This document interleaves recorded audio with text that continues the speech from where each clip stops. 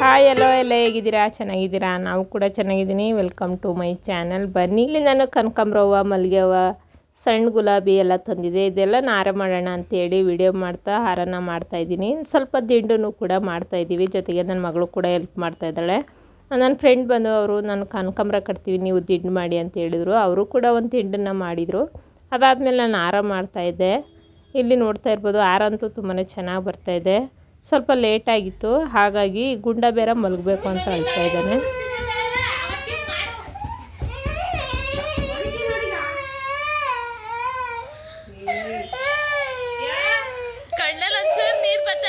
ಏನು ಅರ್ಥವೇ ಆಗ್ತಿಲ್ವೇ ಈ ಕೇಸು?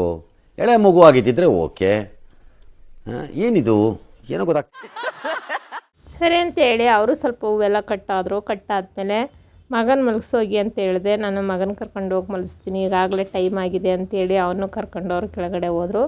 ಉಳಿದಂಥ ಹೂವನ್ನು ಕೂಡ ನಾವು ಇನ್ನೊಂದು ಸ್ವಲ್ಪ ಹಾರ ಮಾಡೋಣ ಅಂಥೇಳಿ ಈ ಥರ ಹಾರನ ಮಾಡ್ತಾಯಿದ್ದೀವಿ.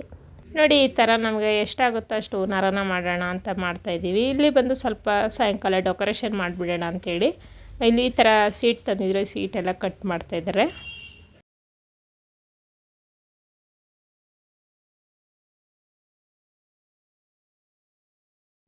ಇಲ್ಲಿ ಬಂದು ನಾನು ಗೋಡೆಗೆಲ್ಲ ಡಬಲ್ ಗಮ್ ಟೇಪ್ ಹಾಕಿ ಅಂಟಿಸ್ಬೇಕು. ಡಬಲ್ ಗಮ್ ಟೇಪನ್ನು ನಾವು ಡೈರೆಕ್ಟಾಗಿ ಗೋಡೆಗೆ ಹಾಕೋಕ್ಕಾಗಲ್ಲ, ಯಾಕೆಂದರೆ ಅದರಲ್ಲಿರೋ ಬಣ್ಣನೇ ಬಂದುಬಿಡುತ್ತೆ. ಹಾಗಾಗಿ ನಾವು ಮೊದಲೇ ಟೇಪ್ ಹಾಕಿ ಆ ಟೇಪ್ ಅಂಟಿಸಾದ್ಮೇಲೆ ಈ ಥರ ಡಬಲ್ ಗಮ್ ಟೇಪನ್ನು ಹಾಕ್ತಾಯಿದ್ದೀವಿ. ನಾವು ತಂದಿರೋಂಥ ಬೆಂಡನ್ನು ಅದಕ್ಕೆ ಹಾಕಬೇಕು ಅಂದರೆ ನಾವು ಫಸ್ಟು ಟೇಪ್ ಹಾಕಿ ಹಾಕಾದ ನಂತರ ನಾವು ಡಬಲ್ ಗಮ್ ಟೇಪನ್ನು ಹಾಕ್ತಾಯಿದ್ದೀವಿ. ಇಲ್ಲಿ ಪೂರ್ತಿಯಾಗಿ ಹಾಕಿ ಇಡೀ ಗೋಡೆಗೆಲ್ಲ ನನಗೆ ಎಷ್ಟು ಸೀಟ್ ಹಾಕ್ತೀವೋ ಅಷ್ಟಕ್ಕೂ ಕೂಡ ನಾವು ಈ ಥರ ಡಬಲ್ ಗಮ್ ಟೇಪನ್ನು ಹಾಕಿ ಅಂಟಿಸ್ಕೊತಾ ಇದ್ದೀವಿ. ಈ ಥರ ಮೆಜರ್ಮೆಂಟ್ ಮಾಡಿ ಅದನ್ನು ಕಟ್ ಮಾಡಿ ನಾವು ನಮ್ಗೆ ಎಷ್ಟು ಬೇಕೋ ಅಷ್ಟಕ್ಕೆ ಹಾಕಿ ಅಂಟಿಸ್ತಾ ಇದ್ದೀವಿ. ಇಲ್ಲಿ ನೋಡ್ತಾ ಇರ್ಬೋದು, ತುಂಬಾ ಚೆನ್ನಾಗಿ ಬಂದಿತ್ತು. ಅಂದರೆ ಇವಾಗ ನೋಡೋದಕ್ಕೆ ಅಂತೂ ಚೆನ್ನಾಗಿದೆ. ಇದು ನಾಳೆವರೆಗೂ ಇದು ಇರುತ್ತೋ ಇರಲ್ವೋ ಅನ್ನೋದೇ ಡೌಟು. ಏಕೆಂದರೆ ಬಳೆ ಎಲ್ಲ ಹಾಕಿರ್ತೀವಲ್ವ, ಬರೀ ಗಮ್ಮಲ್ಲಿ ಇರುತ್ತೋ ಏನೋ ಅಂತ ನಮಗೂ ಡೌಟ್ ಇತ್ತು. ಹಾಗಾಗಿ ನೋಡೋಣ ನಾಳೆವರೆಗೂ, ಏಕೆಂದರೆ ನಾನು ನೈಟು ದೇವಿನ ಕೂರ್ಸೋಕ್ಕಾಗಲಿಲ್ಲ, ಮತ್ತು ನಾವು ಕೂರ್ಸೋದು ನಾಳೆ ಅಲ್ವಾ.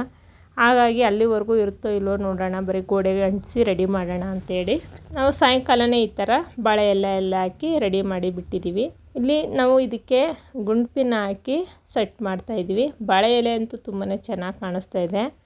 ಈ ಥರ ಎಲ್ಲ ಮಾಡೋದಕ್ಕಂತೂ ತುಂಬಾ ಖುಷಿ ಆಗುತ್ತೆ. ಏಕೆಂದರೆ ನಾವೇ ನಮ್ಮ ಕೈಯಾರ ಈ ಹಬ್ಬಕ್ಕೆ ದೇವ್ರನ್ನ ಕೂರಿಸ್ತೀವಿ, ಅಂದರೆ ವರಮಹಾಲಕ್ಷ್ಮಿನ ಕೂರಿಸ್ತೀವಿ ಅಂತಂದರೆ ನಮ್ಗೆ ಇಷ್ಟ ಬಂದ ರೀತಿ ನಾವು ಈ ಥರ ಅಲಂಕಾರ ಮಾಡ್ಕೋಬೋದು.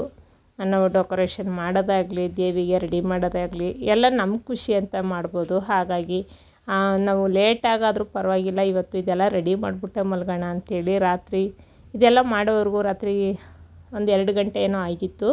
ಈ ಥರ ಬಾಳೆ ಎಲೆ ಹರಿದೇ ಇರೋ ರೀತಿ ನಾವು ಗುಂಡ್ಪಿನ ಹಾಕಿ ಸೆಕ್ಯೂರ್ ಮಾಡ್ತಾಯಿದ್ದೀವಿ.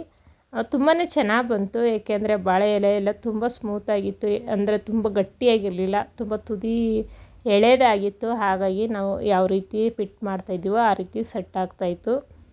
ಇಲ್ಲಿ ನೋಡ್ತಾ ಇರ್ಬೋದು, ನಾವು ತುಂಬ ಹತ್ತಿರದಿಂದ ತೋರಿಸ್ತಾ ಇದ್ದೀನಿ ನಾವು ಯಾವ ರೀತಿ ಅದನ್ನು ಫಿಟ್ ಮಾಡ್ತಾಯಿದ್ದೀವಿ ಅಂತ.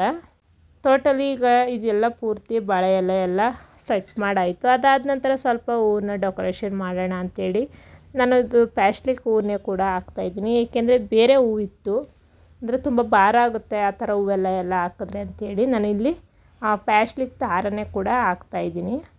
ನೋಡೋದಕ್ಕಂತೂ ಕಲರ್ಫುಲ್ಲಾಗಿ ತುಂಬಾ ಚೆನ್ನಾಗಿ ಕಾಣಿಸ್ತಾ ಇದೆ. ಇಲ್ಲಿ ನೋಡ್ತಾ ಇರ್ಬೋದು, ಈ ಥರ ನಾವು ರೆಡಿ ಮಾಡೋಷ್ಟೊಳಗೆ ರಾತ್ರಿ 2 ಗಂಟೆ ಆಯಿತು. ಅದಾದ ನಂತರ ಮತ್ತೆ ನಾನು ಬೆಳಗ್ಗೆ ಎದ್ದು ಬಾಗಿಲೆಲ್ಲ ತೊಳೆದು ರಂಗೋಲಿನ ಹಾಕಿ ಬಣ್ಣನ ಹಚ್ತಾಯಿದ್ದೀನಿ. ರಂಗೋಲಿ ಅಂತೂ ನೋಡೋದಕ್ಕೆ ತುಂಬ ಚೆನ್ನಾಗಿದೆ. ನಿಮಗೆ ಇಷ್ಟ ಆಗಿದರೆ ಒಂದು ಲೈಕ್ ಮಾಡಿ, ಶೇರ್ ಮಾಡಿ, ಕಮೆಂಟ್ ಮಾಡಿ, ಹಾಗೆಯೇ ಪಕ್ಕದಲ್ಲಿರೋ ಬೆಲ್ ಬಟನನ್ನು ಕ್ಲಿಕ್ ಮಾಡಿ. ಮುಂದಿನ ವೀಡಿಯೋದಲ್ಲಿ ಸಿಗೋಣ. Thank you.